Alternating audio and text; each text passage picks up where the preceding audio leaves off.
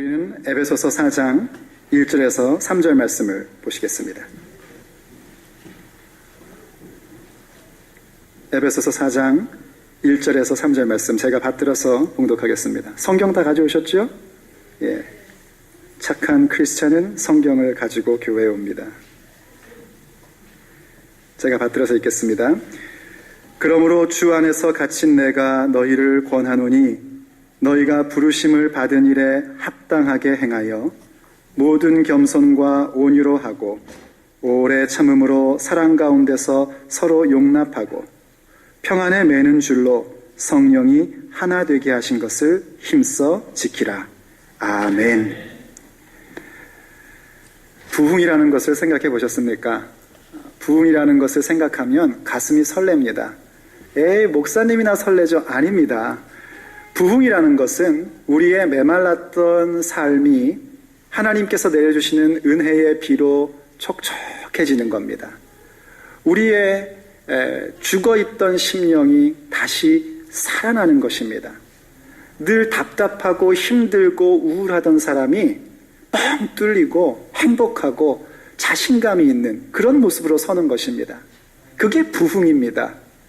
그런 부흥을 생각하면 가슴이 콩탕콩탕 뛰다가 두근두근 뛰다가 벌컥벌컥 뜁니다. 여러분들도 그런 가슴 뛰는 부흥을 꿈꿀 수 있기를 간절히 축복합니다. 제일 먼저 여러분 각각 개개인이 전부 다 하나님의 부흥을 체험하기를 축복합니다. 여러분 개인이 부흥을 경험하셔야 됩니다. 그리고 여러분 각각 개개인을 통하여 여러분의 집안이 부흥되기를 축복합니다. 여러분의 가문이 부흥되기를 축복합니다. 바로 그러한 가정들이 이제 한자리에 한 곳에 모여서 교회를 이루는 겁니다. 그게 우리들입니다. 여러분 개인의 부흥과 가정의 부흥이 곧 교회의 부흥이 되는 것이고 이 교회의 부흥을 통하여 또다시 가정이 부흥되고 개인이 부흥되는 겁니다. 왜냐하면 우리는 그리스도를 머리로 한 몸이기 때문입니다. 저는 하나님께서 2012년 우리 모든 출리앗 한인장로교회 예수의 사람들에게 각각 개개인에게 이 놀라운 부흥을 주실 것을 믿습니다. 여러분의 가정 가운데 그런 부흥이 일어나기를 위해서 날마다 깨어 기도할 것입니다. 주님께서 종의 기도를 들으시고 우리의 기도를 들으시고 우리 교회 가운데 놀라운 부흥의 역사를 주실 겁니다. 정말 큰 부흥, 그것은 뭔가? 그것은 다름 아니라 우리가 하나님의 부르심을 받은 그 일에 합당하게 행하는 것이 가장 큰 부흥입니다. 우리를 하나님께서 하나님의 백성으로 불러주셨고 하나님의 자녀로 불러주셨습니다. 우린 전부 다 하나님의 아들, 딸 된 사람들입니다. 그렇기 때문에 하나님의 백성과 자녀로 부르심을 받은 사람답게 행하여 나아가는 모습, 그것이 바로 부흥입니다. 그것을 위하여 주님께서는 우리의 삶에 예수 그리스도가 중심되게끔 만들어주시고 그것을 위하여 하나님께서는 하나님의 성령을 우리 가운데 기름 부어 주셨습니다.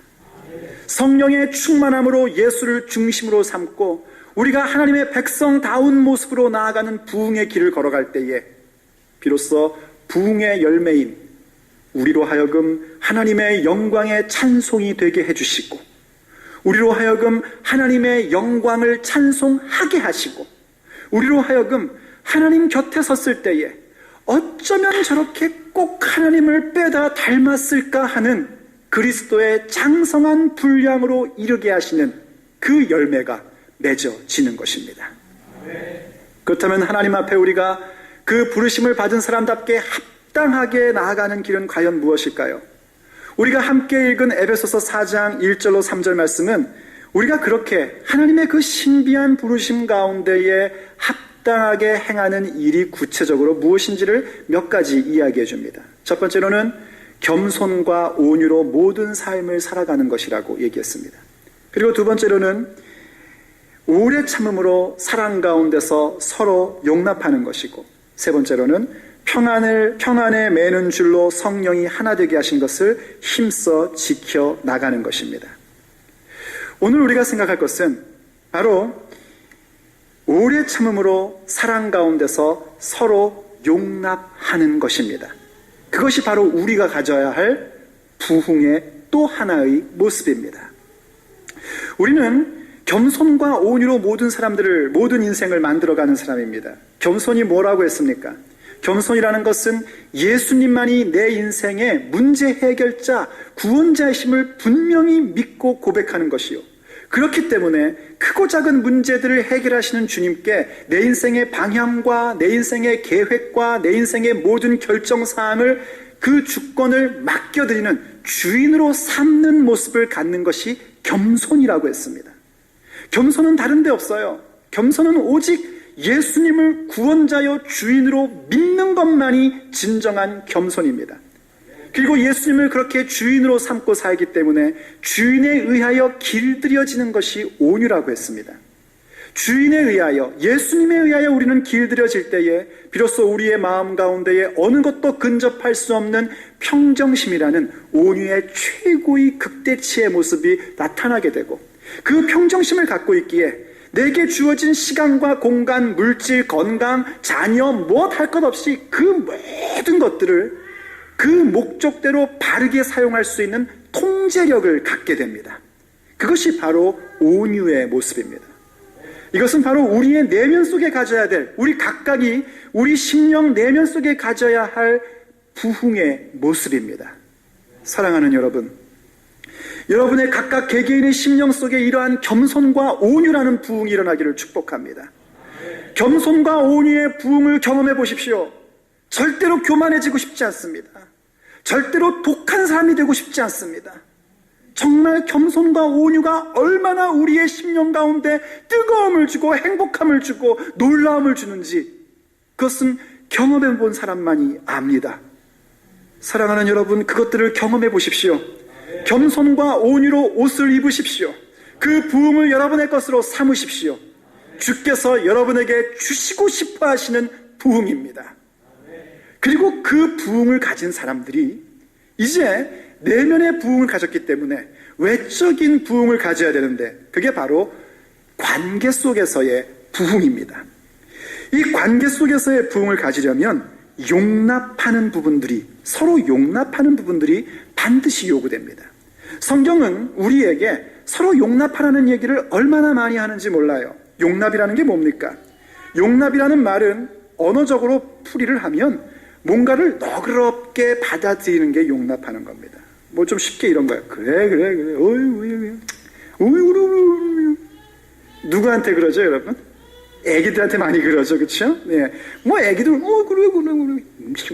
이게 아니라 이겁니다, 이거. 그게 애기들한테 하는 게 아니라 우리가 서로 그렇게 해야 된다는 거예요.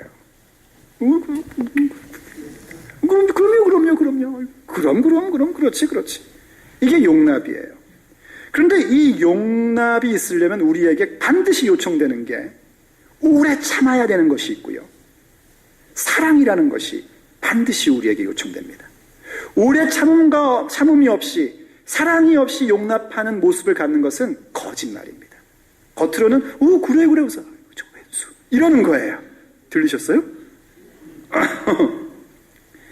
그것은 용납이 아닙니다. 정말 오래 참음과 사랑 가운데서 용납하는 부분들을 가져야 됩니다. 오래 참는 거, 사랑하는 거, 용납하는 거, 이게 누구의 성품이냐면 우리 아버지 하나님의 성품이십니다. 우리가 관계 속에서 그러한 모습들을 부흥으로 가져간다는 것은 결국은 부흥의 열매인 하나님의 성품에 참여되는 겁니다. 그래서 우리는 이 용납하는 것을 절대로 포기할 수 없습니다. 그런데 용납에 대해 우리가 깊이 생각해 보기 전에 하나 짚고 넘어가야 되는 건 있습니다.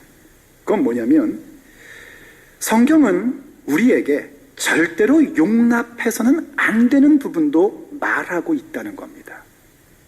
요한계시록 2장 2절에 보면은요, 에베소 교회를 향하여 주님께서 사도 요한을 통하여 말씀하시는 부분들이 나옵니다. 바로 지금 우리가 보고 있는 이 에베소서의 수신자였던 에베소 교회입니다. 그 에베소 교회한테 무슨 얘기를 하냐면 이런 칭찬을 하세요. 너희들이 악한 자를 용납지 아니한 것, 나는 그걸 참 귀하게 여긴다 라고 말씀하십니다. 우리가 용납한다고 해서 악한 자를 용납하는 건 아닙니다.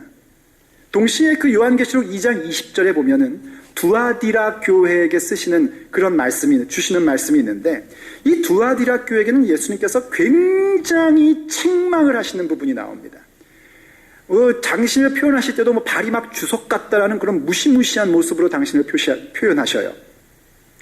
그런데 그 책망하시는 가운데 뭘 얘기하시냐면, 너희들이 이세벨을 용납했다 하는 부분에 대해서 아주 엄하게 책망을 하십니다.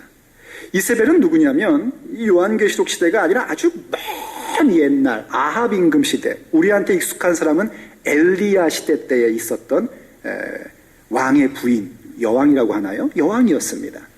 그 여인이 갑자기 얼토당토않게 몇백 년 후의 시대 속에서 나오는 얘기는 뭐냐면, 이세벨과 같은 자가 그 교회 가운데 있는 겁니다. 그건 무엇이냐면요, 힘을 갖고 있는 겁니다. 영향력을 갖고 있는 겁니다. 그런데 이 힘과 영향력으로 어떤 짓을 하는가 했더니 성경 얘기하기 이렇게 얘기해요. 나의 종들을 가르쳐 꿰어. 하나님의 종들을, 이 종들이라는 게 목사들만 얘기하는 게 아니라 우리 전부 다를 얘기하는 거예요. 그런데 이세벨이라는 사람이 어떤 위치에 있냐면, 성도들을 전부 다 가르칠 수 있는 위치에 있는 거예요. 혹시 제가 이세벨이 아닌지 여러분들은 호시탐탐 언제나 경계하면서 보셔야 됩니다. 그래서 가르치는데 어떻게 가르치면 꿰댄답니다. 여러분, 요한계시록에서 꿰는 자가 누군지 아세요? 사탄입니다. 사탄이 아니고 사탄, 마귀라고도 하는 자, 온 천하를 꿰는 자입니다. 꿰는다라는 게 쉬운 말로 꼬시는 겁니다. 꼬시는 건 뭐냐면 그 본래의 자리를 이탈하게 하는 게 꼬시는 겁니다. 마귀는 학생들을 꼬십니다. 어디로 꼬십니까? 놀러 가는 데로 꼬시고, 춤추러 가는 데로 꼬시고, 놀러 가는 데로 꼬시는 거 했죠. 공부 안 하는 자리로 꼬십니다. 게임의 세계로 꼬시고. 그래서 뭘 이탈하게 해요? 학생의 자리를 이탈하게끔 만들어버립니다. 교회 내에서 바로 그런 지도자들이 있더란 말입니다. 그런데 교회가 그것을 그냥 내버려뒀어요. 그러니까 이세벨이라는 지도자가 어떻게 하는가? 주의 종들을 꿰어가지고 행음하게 하고 우상의 재물을 먹게 했대요. 하나님을 배신하게 만들고 자기의 욕망과 욕심으로 표현되는 그 우상의 재물을 자기 욕심껏 살아가고 자기 욕망을 위해서 살아가는 사람들로 만들어버렸다는 겁니다. 그런데 교회가 그것을 그냥 용납해버렸어요. 우린 그런 것들을 용납할 수가 없습니다. 그래서 일찍이 주님께서 모세를 통하여 신명기 18장 10절과 12절에서 이렇게 말씀해 줬습니다. 한번 성경을 보십시오. 앞에 화면을 보시면 됩니다. 그의 아들이나 딸을 불 가운데로 지나가게 하는 자, 이건 일종의 종교 행위인데요, 몰렉이라는 신한테 이 아이들을 바칠 때 쓴 행위입니다. 불 가운데로 지나가기도 하고요, 더 열성 있는 부모는 자기 자식 중에 하나를 불 가운데 태워버립니다. 그리고 태울 때 절대로 인상을 쓰면 안 됩니다. 몰렉이여 받으소 이러면서 해야 된다는 거예요. 그게 옛날 고대 문헌 속에 나오는 내용들입니다. 그런데 불 가운데 왜 지나가게 하는가? 몰렉을 섬기는 커뮤니티 속에서는 이 아이들이 출세하려면 그 불 가운데로 지나가는 행위를 해야 그 다음에 뭔가 길이 열리거든요. 그렇게 하나님을 믿는다는 이 백성들이 가가지고 그런 짓 하면 돼요, 안 돼요? 안 되죠. 그런 걸 하거나, 혹은 점쟁이나 기륭을 말하는 자나 요술하는 자나 무당이나 진언자나 신접자나 박수나 초혼자, 전부 다 이게 뭘 얘기하는 거면 우상 숭배와 관련되어 있는 겁니다. 하나님을 거역하고 하나님의 말씀과 원칙을 배반하는 그런 모습들입니다. 이런 것들을 너희 가운데서 용납하지 말아라. 이런 일을 행하는 모든 자를 여호와께서 가증히 여기시는, 가증히가 뭐예요? 가증이라는 건 아주 역겹게 여기고 미워한다라는 얘기예요. 애들 쓰는 표현은 아우 없어 이렇게 얘기하는 거예요. 하나님께서 이런 존재들을 가증히 여기신대요. 그래서 뭐라고 말씀하시면, 이런 가증한 일로 말미암아 내 하나님 여호와께서 그들을 내 앞에서 쫓아내신 것이다. 하나님이 그 사람들의 그런 가증한 행위 때문에 너희들을 통하여 그들을 쫓아내는데 너희들이 그런 일을 하면 되겠느냐? 용납하면은 안 된다라고 얘기하는 겁니다. 이런 전통 속에서요, 시편 기자는 시편 101편 5절에서 이런 고백을 했었습니다. 또 한번 보여주세요. 같이 한번 읽어볼까요? 시작. 자기의 이웃을 은근히 헐뜯는 자를 내가 멸할 것이요, 눈이 높고 마음이 교만한 자를 내가 용납하지 아니하리로다. 아멘. 주님의 말씀입니다. 이웃을 은근히 헐뜯는 자. 그 왜 은근히 헐뜯는 거 있잖아요. 너가 그럼 안 돼. 이건 사랑이죠. 그치?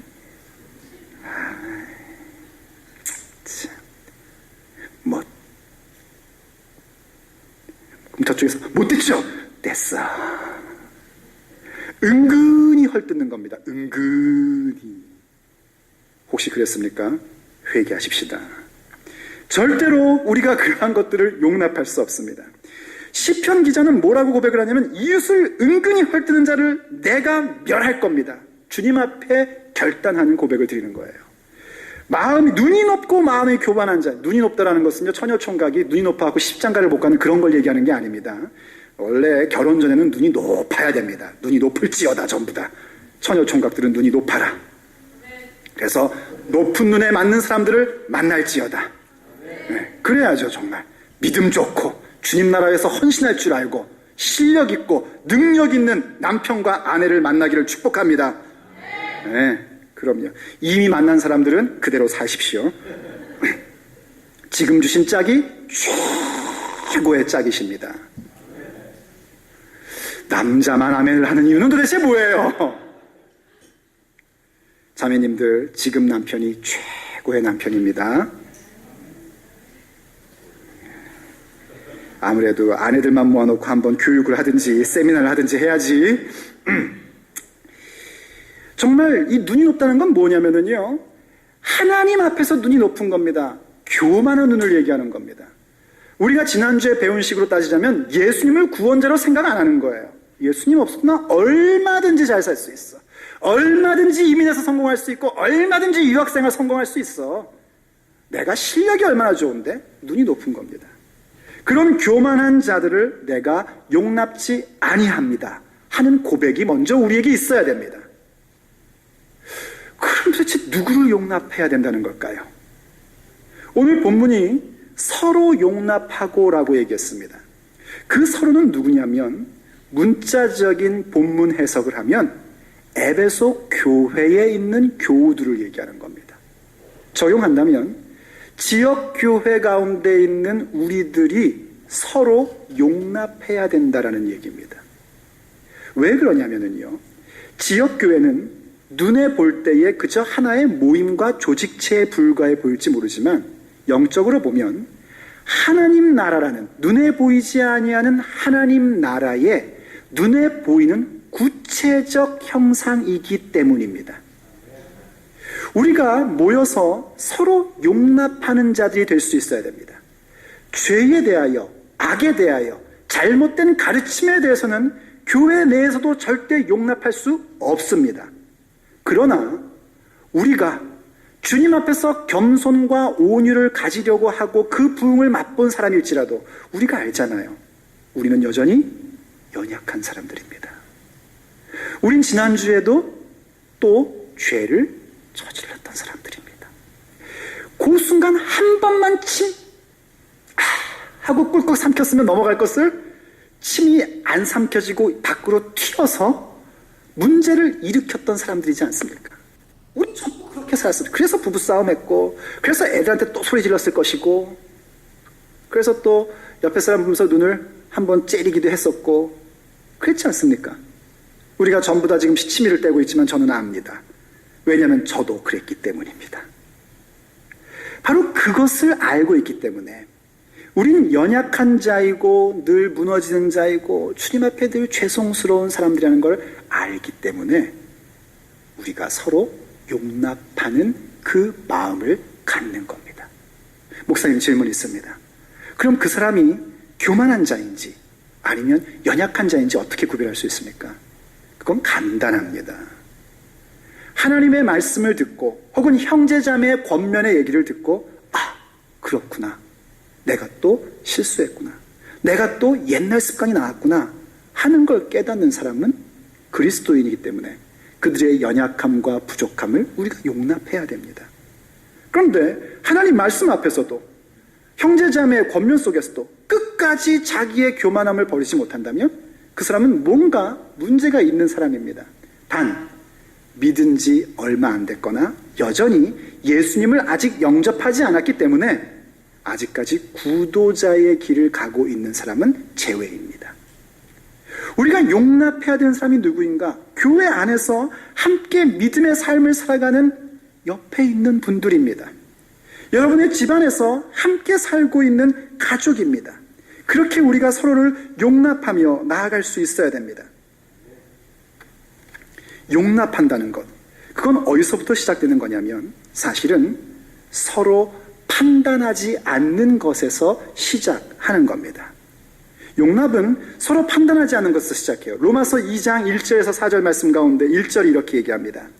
그러므로 남을 판단하는 사람아, 누구를 막론하고 내가 핑계하지 못할 것은 남을 판단하는 것으로 내가 너를 정죄함이니 판단하는 내가 같은 일을 행함이라 하고 얘기해요. 여기 판단한다는 것을 여러분 주의하셔야지 됩니다. 판단이라는 얘기는 분별과는 다른 말입니다. 믿음의 삶을 살아가려면, 부흥을 꿈꾸려면 분별력이 있어야 됩니다. 하나님의 영과 악한 영을 분별할 줄 알아야 돼요. 예수님이 직접 말씀하시기를 너희들 영을 다 믿지 말아라. 정말 그것이 하나님의 영인지 거짓 영인지 분별해야 된다. 거짓 선지자도 있다라고 가르쳐 주셨습니다. 우리는 언제나 깨어서 분별력을 갖고 살아야 됩니다. 그런데 판단한다는 건 뭐냐면 심판하는 겁니다. 잘못됐어. 끝! 너는 재생, 불능. 이거를 하는 게 심판하는 겁니다. 왜 그걸 하면 안 되는가? 심판자는 오직 하나님 한 분이시기 때문입니다. 2절을 보십시오. 이런 일을 행하는 자에게 하나님의 심판이 진리대로 되는 줄 우리가 아노라. 이런 일을 하는 자는 누구냐? 판단하는 자가 아니라 로마서 1장에 가면은 온갖 악을 저지르는 사람들입니다. 누가 봐도 이건 악한 짓이다 할 만한 내용들, 그러한 일들을 하는 자들에게 하나님의 심판이 하나님의 말씀대로 이루어지는 것을 우리는 알고 있단 말입니다. 그래서 우리는 판단하지 않습니다. 판단자가 되는 것, 심판자가 되는 것을 포기해버립니다. 심판자가 되고 싶죠. 왜냐하면 분명히 잘못했다는 걸 알기 때문에 가서 끝장을 내주고 싶습니다.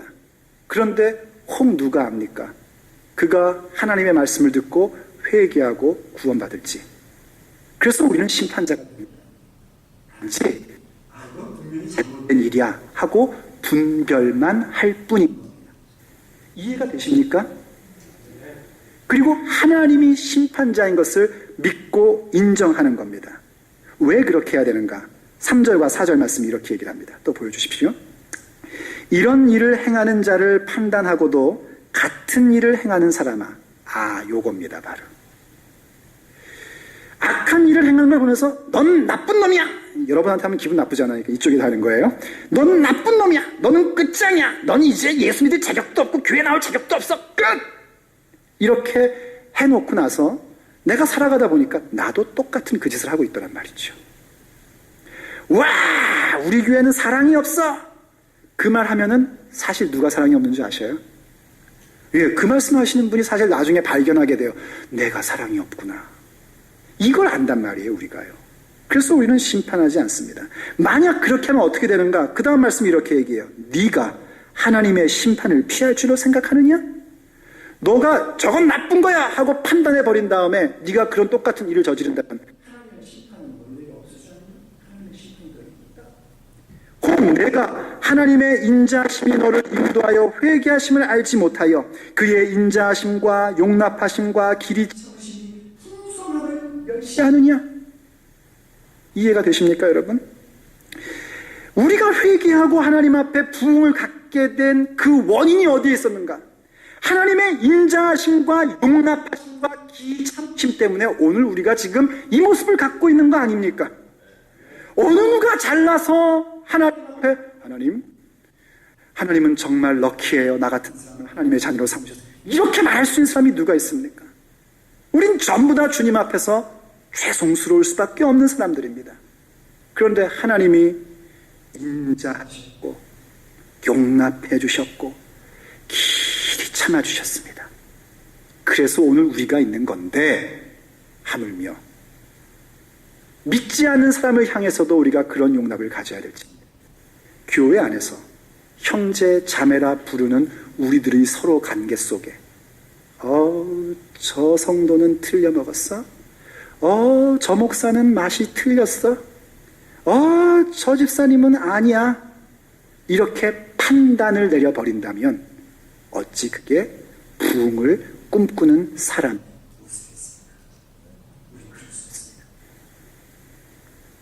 그리고 오히려 우리는 어떤 마음을 갖는가?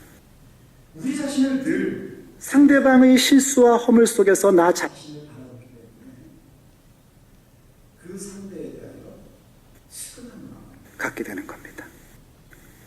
한번 생각해 보세요. 누군가가 눈에 거슬리는 행동을 할 때요, 그건 나에게도 있잖아요. 내 모습은 그 모습 있지 않습니까? 그 모습 나에게 보여주려고 혹시 그 사람이 그런 실수를 한 건 아닐까? 그런 생각도 들지 않습니까? 그런 생각 들면은요, 그 상대방이 시큰해집니다. 어떡하면 좋아. 어떡하면 좋아. 그게 관계 속에서 느끼는 부흥입니다. 잊지 말 것은 서로 용납입니다. 일방적인 용납이 아니고요, 서로 용납입니다. 목사가 성도를 용납해야 되죠. 아멘 됩니까? 예, 목사가 성도를 용납 안 하면 어떻게 목회를 합니까? 그런데 성도도 목사를 용납해 줘야 됩니다. 왜냐면 그 사람도 이게 영 아니거든요, 사실은요. 주님의 은혜로 옷 입어서 말씀을 전하지만 사람으로 만날 때는 똑같습니다. 똑같은 죄인이고 예수의 보혈 필요한 사람이거든요. 부부 속에서도 마찬가지입니다. 남편이 아내를 용납해야 되고 아내가 남편을 용납해야 됩니다. 제가 잘 말했습니까? 서로 용납해야 됩니다. 측은히 여겨줘야 됩니다. 여러분, 아까 자매들 대답소리가 작았는데 남편들 한번 생각해 보세요. 얼마나 측은합니까? 나이는 먹었죠. 캐나다 와서 이민 와가지고 별로 갈 데는 없죠. 뭐 참 옛날에는 다 잘 나갔었는데 그냥 참 뭐 점점 머리숱도 적어지고 주름살도 늘어나고 힘도 예전만 못하고 애들보다도 힘이 없어지는 것 같고 얼마나 측은합니까? 용납해 주십시오. 부모가 자녀를 용납해야 됩니다. 하지만 자녀가 부모를 또한 용납할 줄 알아야 됩니다. 여러분의 부모님을 한번 생각해 보세요. 여러분들을 키우고 여러분들을 위해서 자기의 인생들을 희생한 걸 한번 생각해 보란 말이에요. 그러면서 늙었잖아요. 부모가 자녀를 용납하는 것은 어쩌면 당연한 모습으로 보이지만 또 역시 자녀도 부모를 용납할 줄 알아야 됩니다. 서로 용납입니다. 성도 간에도 서로 용납하는 모습이 있어야 됩니다. 교회 가운데에서 성도가 서로 용납하는 모습을 가져야 하고 또 그 모습을 가지려면 모든 관계 속에서 오래 참음이라는 것이 요구됩니다. 왜냐하면요, 교회 생활이라는 것은 신데렐라 아세요? 신데렐라가 무도회에서 참석하는 그런 모임이 아니기 때문에 그렇습니다.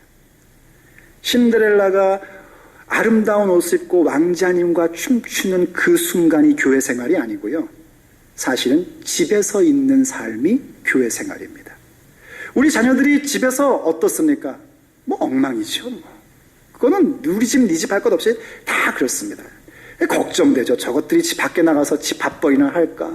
수련회 보내놓으면 걱정 막 되잖아요. 수련회 가가지고 저거 집안 망신 시키지는 않을까? 선교행 보내면 세상에 선교행 가가지고 저거 집안 망신 시키면 어떡하나? 걱정이 태산입니다. 그런데 제가 데리고 다녀보면은요, 다 잘합니다. 물론 가끔씩 자기도 모르게 집에서 하던 습관이 나오는 경우가 가끔은 있지만 그게 그렇게 문제가 되질 않습니다. 근데 집에서는 어떻습니까? 엄마한테는 어떻게 행동합니까? 뭐 알죠, 우리가 전부 다. 진짜 어느 게 진짜 자기들의 모습인가? 선교여행 가고 수련회 가서 있는 그 모습이 아니고 집에 와서 퍼져 있는 모습이 진짜 그 아이들의 모습입니다. 왜 그럴까요? 가족이기 때문에 그렇습니다. 집이기 때문에 그렇습니다. 그래서 부모는 어떻게 합니까? 이 자녀에 대해서 오랫동안 참아줬습니다. 그래서 용납하며 성장시키고 어른을 만들어가는 겁니다. 교회는 그런 겁니다. 교회는 신데렐라의 궁전이 아니라 집입니다. 하나님의 집. 여러분들이 인정하지 않아도 교회를 나오고 계속 출석하고 말씀을 배워가면 나도 모르는 사이에 영적으로 느끼게 됩니다. 이 집이구나. 그래서 어떻게 돼요? 본색이 자꾸 나오는 겁니다. 집에서 하던 습관들이 그대로 나오는 겁니다. 그러다 보니까 어떻게 해요?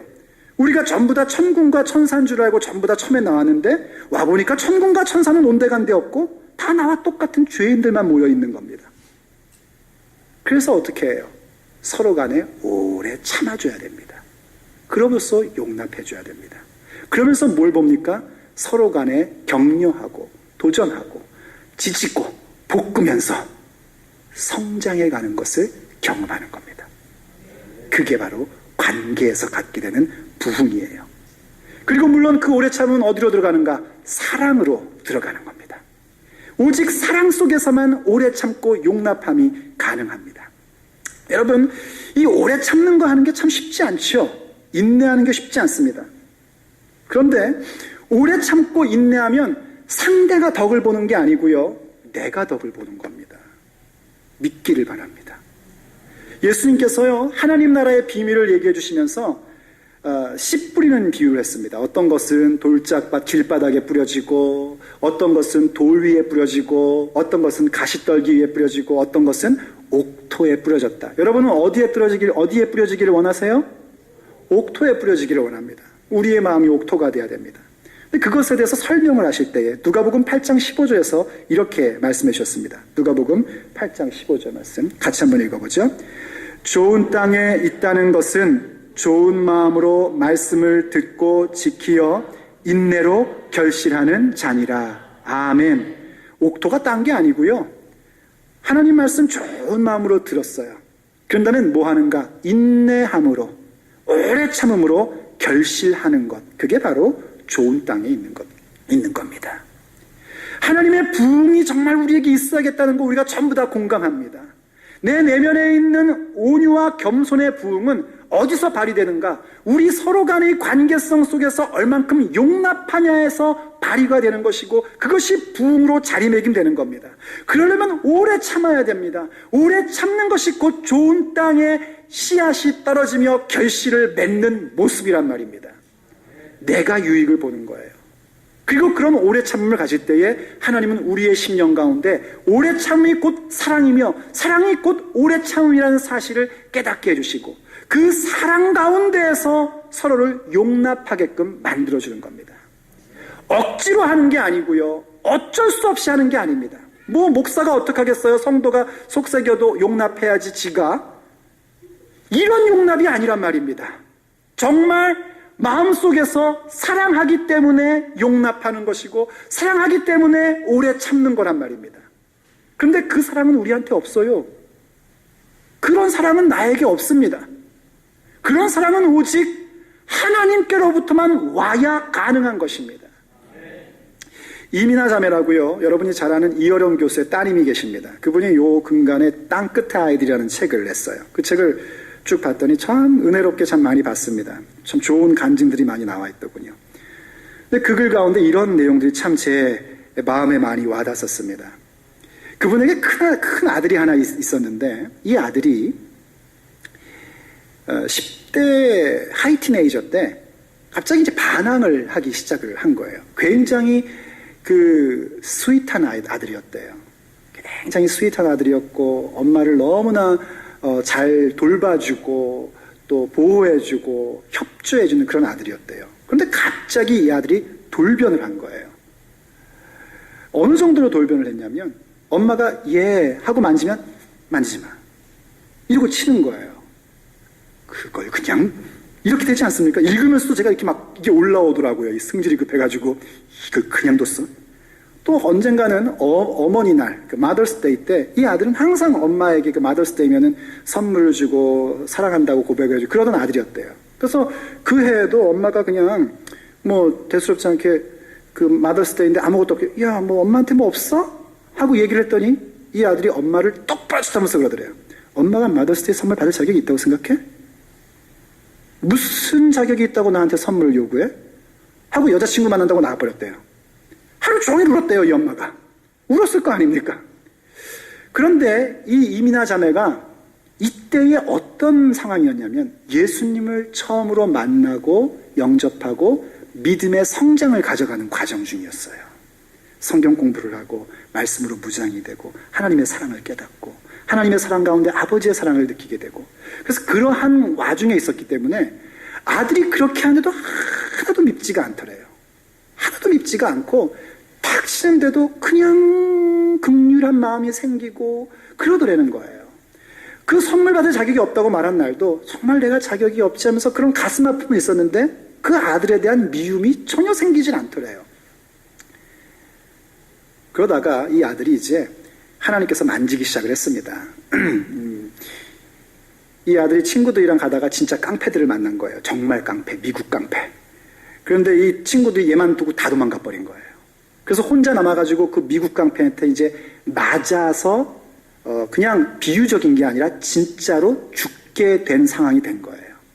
근데 밖에서 갑자기, 그래서 이 녀석이 맞아서 막 죽으려는 상황 속에서 뭘 찾았냐면 갑자기 엄마가 믿는 하나님을 찾기 시작을 했대요. 하나님 정말 살아계시면 나를 살려주세요. 여기서 나를 살려주세요.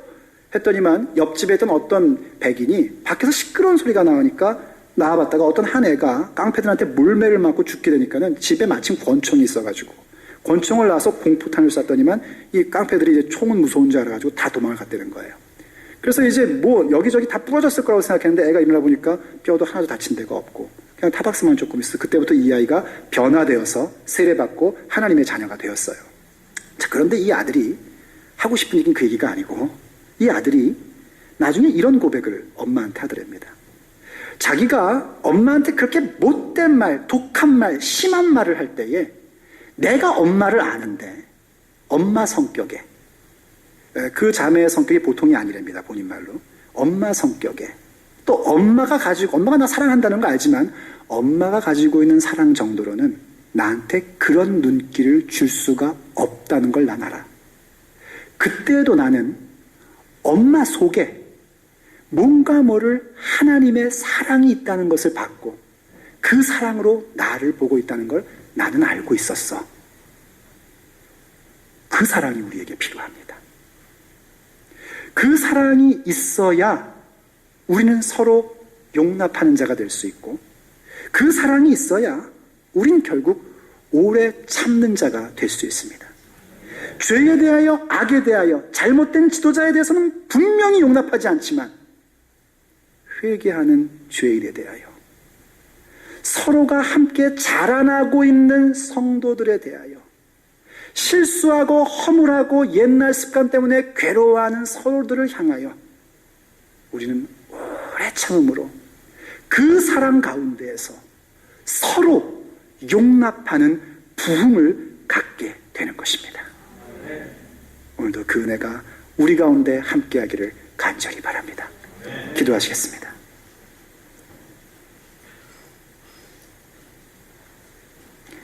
사랑하는 하나님,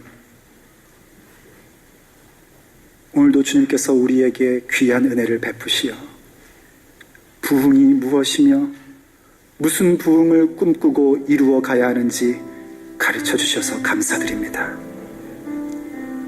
주님, 그렇습니다. 우리가 우리를 아는데요, 우리는 상대방에 대해서 조금 더 참을 수 없는 사람입니다. 우리는 서로에 대해서 조금 더 용납할 수 없는 그런 사람들입니다. 그저 내가 낳은 자식, 그냥 나와 함께 사는 내 아내, 내 남편 정도나 조금 용납할까?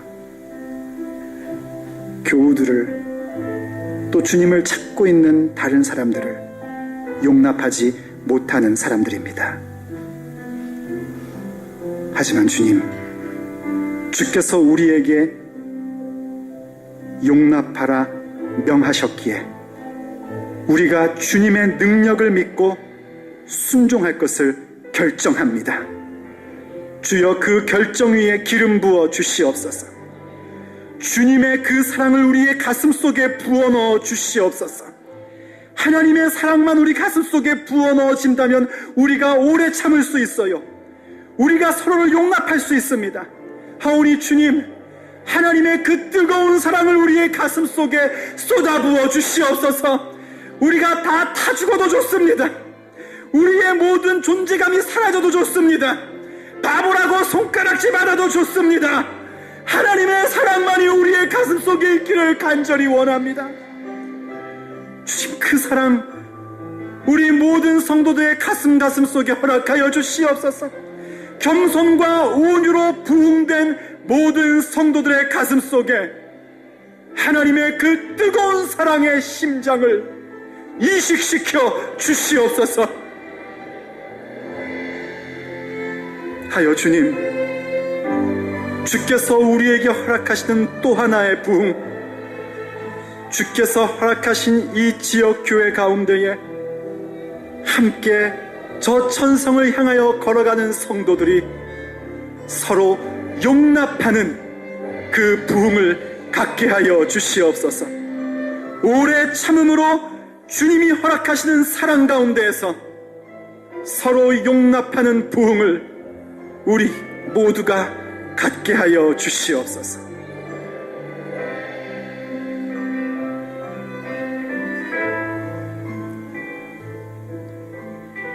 우리 주 예수 그리스도의 이름으로 간절히 기도 올립니다.